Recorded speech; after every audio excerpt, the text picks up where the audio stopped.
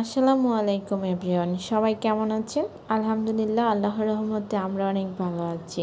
Welcome জানাচ্ছি সবাইকে আজকের নতুন একটি ভিডিওতে। খুব সকালে ঘুম থেকে উঠে অ্যাট ফার্স্ট বেডটাকে গুছিয়ে নেব। এই জন্য আমি সুন্দর একটা বেডশিট নিয়ে নিয়েছি।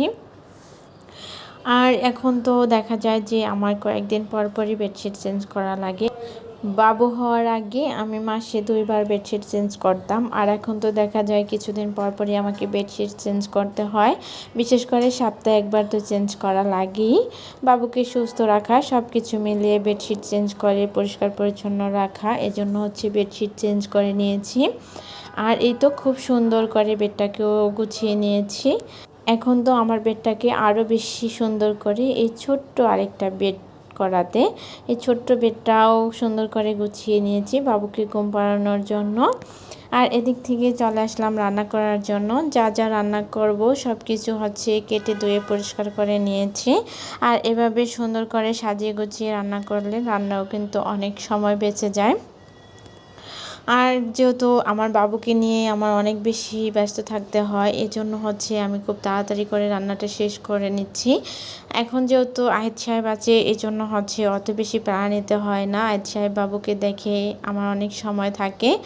আর এই তো এখান থেকে আমি সুন্দর করে রান্নাটাও করে নিচ্ছি। এখানে আমি রান্না করব লতি দিয়ে ইলিশ মাছ, তারপর পেঁপে দিয়ে ইলিশ মাছ দিয়ে।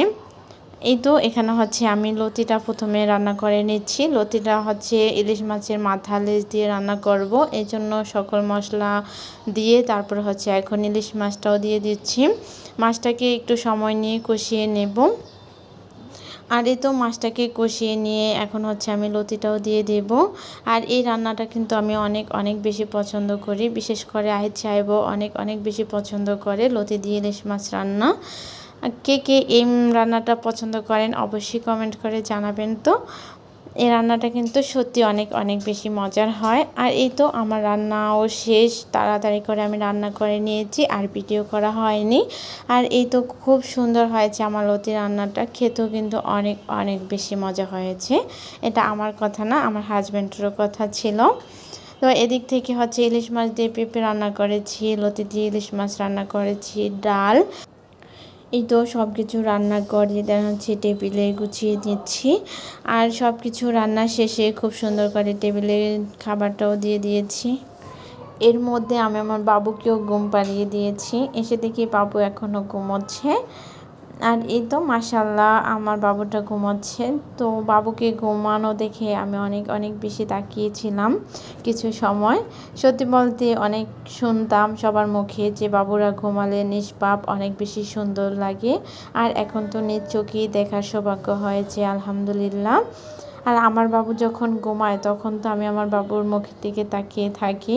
আমার এত বেশি ভালো লাগে, অনেক অনেক বেশি ভালো লাগে আমার বাবুর মুখের দিকে তাকিয়ে থাকতে। সবাই বলে যে বাবুরা ঘুমালে মায়েরাও নাকি ঘুমায়, কিন্তু সত্যি বলতে আমি যখন আমার বাবু ঘুমায় তখন আমার ওর দিকে তাকিয়ে থাকতে থাকতেই সময় শেষ হয়ে যায়। আপুরা আমার মতো কি তোমাদের সাথেও এমনটা হয়? অবশ্যই কমেন্ট করে জানাবা। আল্লাহ হাফিজ, থ্যাংকস ফর ওয়াচিং।